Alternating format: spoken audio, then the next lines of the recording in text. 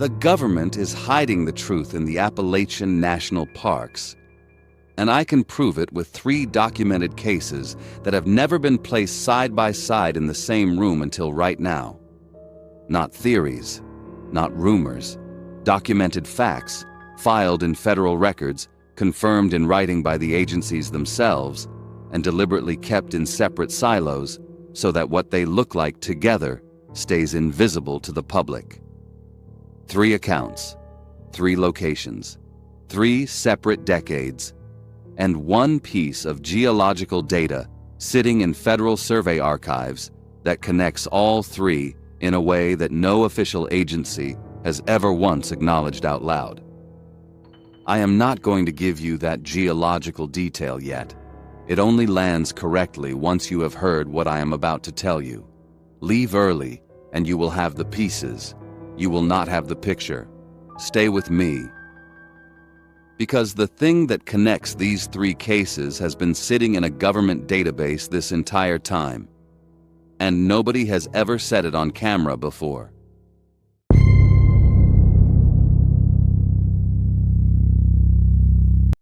Harold Martin is not a wilderness man.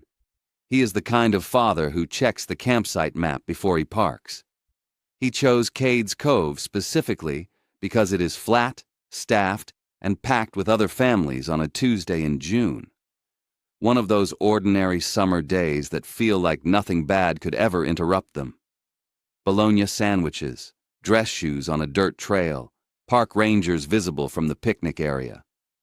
His 6-year-old son Dennis wears a bright red shirt. Dennis has been running ahead of the group all morning, ducking into the brush and jumping out at the adults. Harold knows the game. He is 12 feet away when Dennis slips into the tree line one last time. Harold turns away for less than 30 seconds. Dennis is gone. No cry, no sound, no footprints the search teams can follow to any conclusion.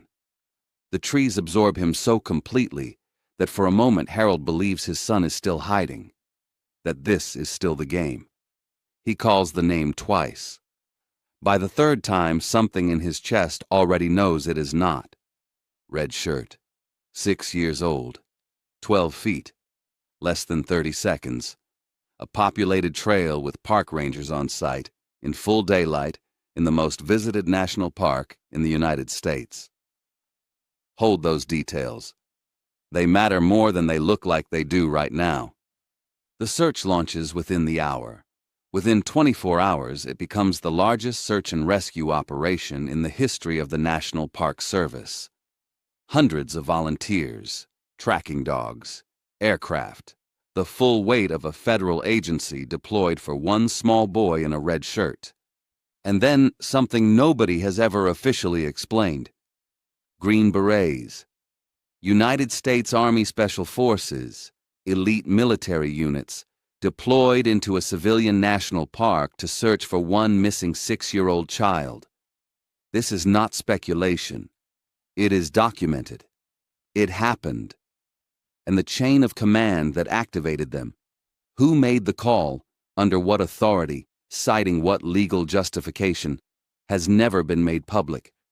Not to the Martin family. Not in any congressional inquiry. Not across 56 years of Freedom of Information Act requests. Park rangers do not call the Green Berets. That order comes from somewhere above the park. From a level of the federal government that has never identified itself in connection with this case. The search runs for weeks. The largest operation in national park history, involving United States Special Forces, produces a public record so incomplete that researchers today still cannot reconstruct what actually happened inside those woods. If the Green Berets found something, it never entered the official record. If they were told something, that too went somewhere that is not accessible to the public. But here is the part that most people miss entirely. A family named Keys was picnicking nearby when Dennis disappeared. They heard a scream, sharp, short, from the direction of the tree line. They looked up. A large, disheveled figure moved out of the clearing and into the brush. It was carrying something over one shoulder. The Cades family reported this directly to federal agents on scene the same day Dennis vanished. They described the figure. They gave a direction into the woods. That lead was never followed up. It does not appear in the subsequent public documentation of the search. The Cades account exists in the historical record today only because that family kept talking about it publicly for decades, not because any agency preserved it. The federal agents who took that report made a decision on the same day it was given to let it disappear alongside Dennis Martin. That decision has never been explained. Dennis Martin has never been found. Harold Martin died without an answer. The Green Berets were there and never explained. The eyewitness account was buried the day it was taken. The FOIA returns on the military deployment remain redacted on the one question that matters: who authorized it and why? Every one of those facts is confirmed and documented. Not one has ever been officially reconciled with any other. They each sit in their own file, in their own silo, in a system I am going to show you in the second account. A system the National Park Service built and confirmed in writing and has maintained for decades specifically so that what these facts look like together stays invisible. That is one family, one trail, one search that activated the United States military and produced a public record with holes large enough to lose a child in. Now I need to tell you what the system that swallowed that record actually is, because the second account is not about a missing person. It is about a confirmed NPS policy that the agency put in writing and has never retracted. And once you hear what that policy does, the Dennis Martin file stops looking like a failure. It starts looking like the system working exactly as designed. I also need to tell you this, because it is the reason the geological detail I mentioned at the start matters as much as it does. The NPS has had access to federal survey data that directly connects the terrain above Cades Cove to the pattern I am going to show you in the third account. They have had it for decades. They have never once integrated it into their search protocols. That is what we are getting to. Stay with me.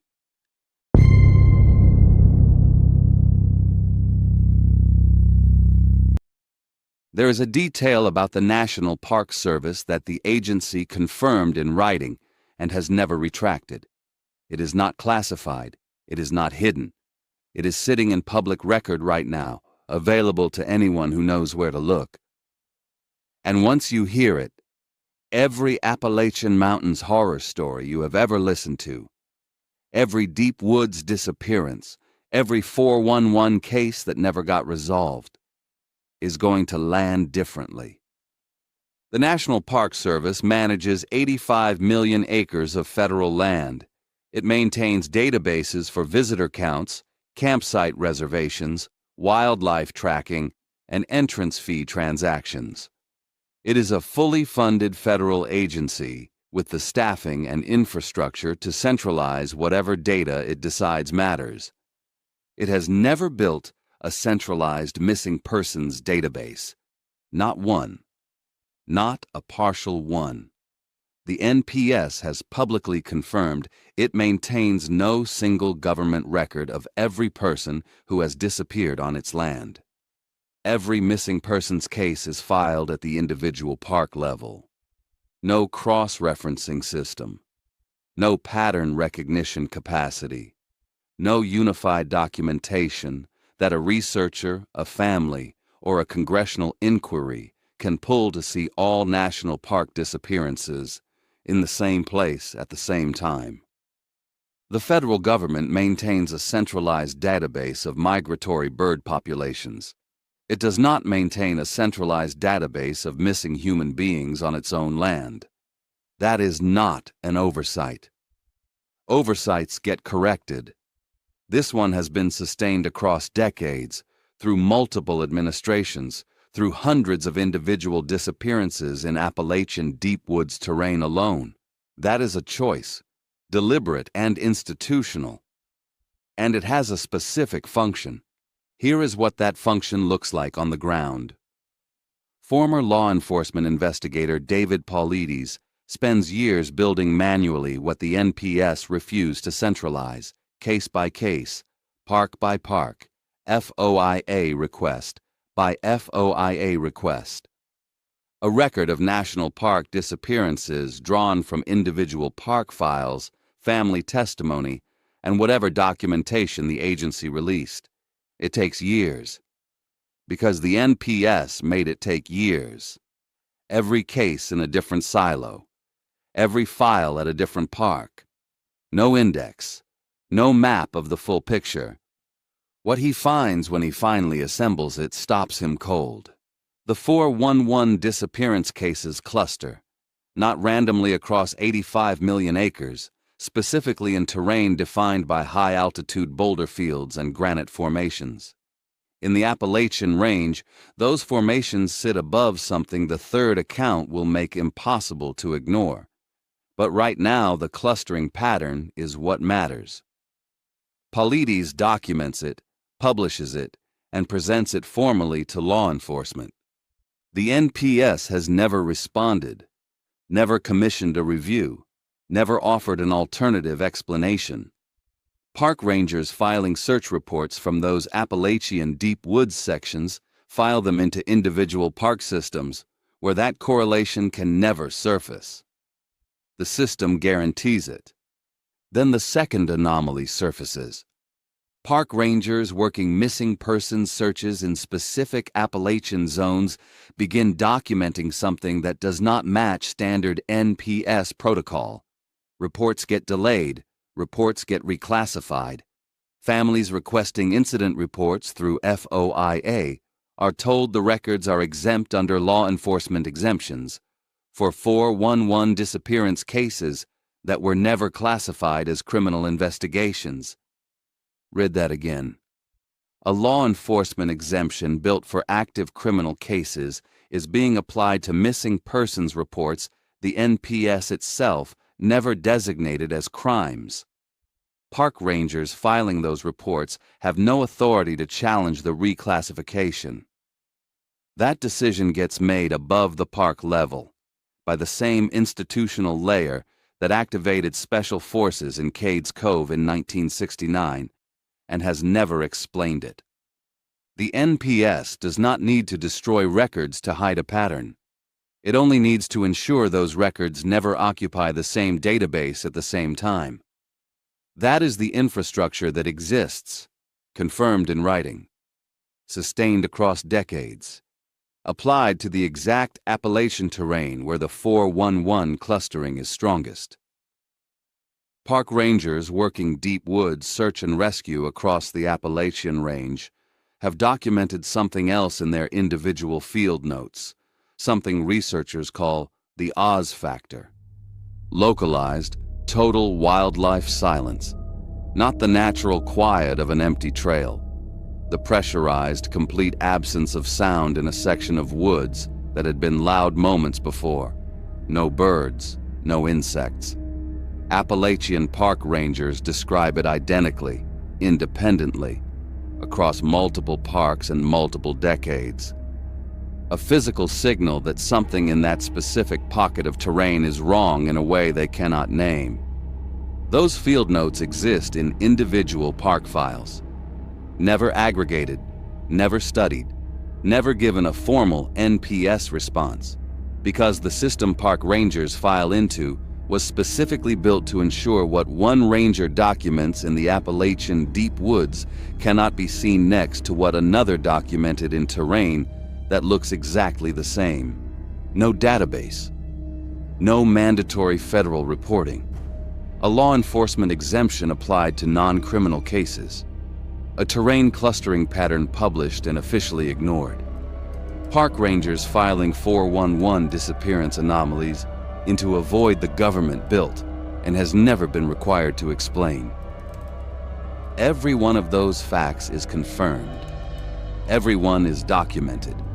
And everyone serves the same function, keeping the full picture of what is happening in these mountains visible only to the agency that built the system to keep it that way. I need you to stay with me for the third account, because this is where it clicks. What I just showed you is the mechanism, the confirmed policy, the infrastructure the NPS put in writing. But the third account is about what is physically beneath the ground those park rangers are searching, with incomplete maps and protocols that leave out data the government already has. There are federal geological surveys sitting in government archives right now that connect the Appalachian boulder field clustering pattern directly to the terrain where the 411 disappearance cases are heaviest. The NPS has had that data for decades. It has never integrated it into a single search protocol it sends park rangers into these mountains to follow. That is the detail I promised you at the start, the one connecting all three accounts. We are almost there.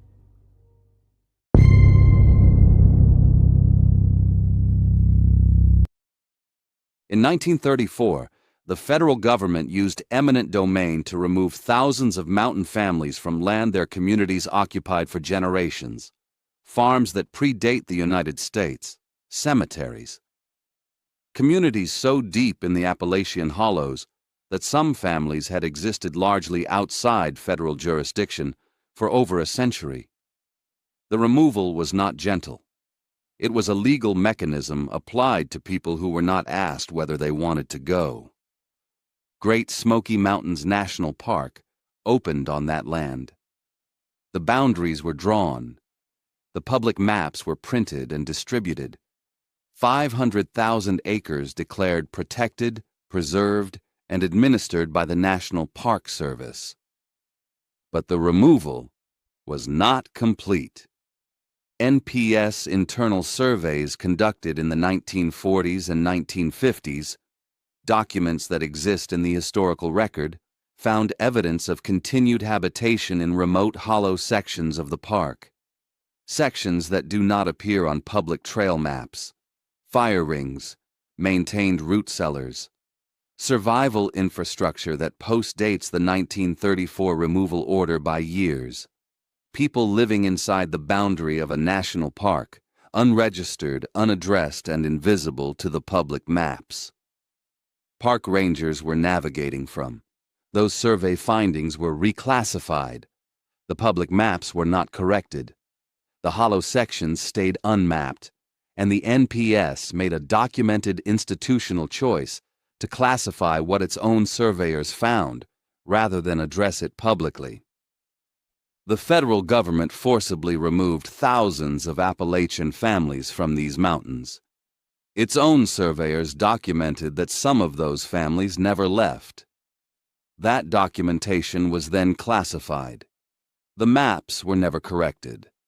That sequence, removal, documentation, classification, silence, is the same institutional fingerprint running through every account in this video. Now here is the geological piece, because this is where everything connects. The Appalachian Mountains are 480 million years old. Beneath them runs one of the most extensive karst cave systems on Earth. Sinkholes, underground passages, subsurface chambers connecting terrain that on the surface appears miles apart. This is documented geology. Federal geological surveys have mapped portions of these systems for decades. The data exists.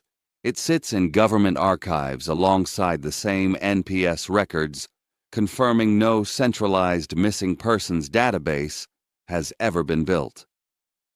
Here is what that geology does to the 411 disappearance cases. In documented missing persons searches across the Appalachian deep woods, park rangers file a specific anomaly with startling consistency. Individuals or their belongings found in terrain that search teams already physically cleared, sometimes hours earlier. Standard explanations are search error and terrain disorientation. Those explanations do not account for cases where multiple independent teams cleared the same zone before evidence appeared inside it. The karst geology beneath the Appalachian Range provides a documented physical mechanism that NPS search protocols have never once accounted for. Subsurface passage systems connecting cleared surface terrain to unsearched subsurface terrain below. Park rangers conducting deep wood searches are working from surface maps of a mountain range that is not entirely on the surface. The NPS has had the Federal Geological Survey data confirming this for decades. It has never integrated that data into a single search protocol it sends park rangers into these mountains to follow. Not once. The boulder fields and granite formations where Paulides documents the heaviest 411 disappearance clustering are surface indicators of karst activity. They mark exactly where the ground above the subsurface passages is thinnest. Park rangers searching Appalachian deep woods around boulder fields are conducting surface searches of a subsurface problem. The government knows this. The geological surveys confirm it. The search protocols ignore it. Dennis Martin disappeared in 1969 in terrain sitting directly above documented karst formations outside Cades Cove. The Green Berets who searched those woods have never been explained. The Keyes family saw something move into that terrain carrying weight and reported it to federal agents the same day. That report was buried before nightfall. 3 documented realities. Same mountain range, same federal agency, same decades of sustained institutional silence. Okay, I want to be direct with you now, because this is the part I promised at the very start. Here is what connects all 3 accounts. The karst geological surveys of the Appalachian Range identify subsurface passage systems clustering in the exact same terrain where the 411 disappearance cases are heaviest. Boulder fields, the same boulder fields Paulides flagged, are surface markers of karst activity. They literally sit on top of hollow ground. So think about what that means. Park rangers are being sent into Appalachian deep woods to search for missing people above subsurface cave systems their maps do not show. The NPS has the geological data. It has had it for decades. It has never once updated its search protocols to account for it. And the database that would prove this pattern across every national park disappearance was deliberately never built. That is not incompetence. Incompetent agencies make mistakes randomly. This pattern runs in one direction, toward less information, less documentation, less visibility. Every policy, every classification, every redacted FOIA return makes the picture smaller, not bigger. You do not accidentally build a system that consistently produces less accountability. You build that on purpose. Dennis Martin was 6 years old. He wore a red shirt. He was 12 feet from his father in full daylight with park rangers on site. The government sent special forces into those woods and has spent 56 years refusing to explain why. His family deserved an answer. They never got one. I think the karst geology is the answer nobody official has been willing to say out loud. I think park rangers have been searching the surface of a problem that goes underground, literally, and the agency administering these mountains has known that and said nothing. If you have hiked these sections of the Appalachian deep woods, if the trail did not match the map, if the silence hit in a way you still cannot explain, drop it in the comments. The NPS is not collecting it, but somebody should be.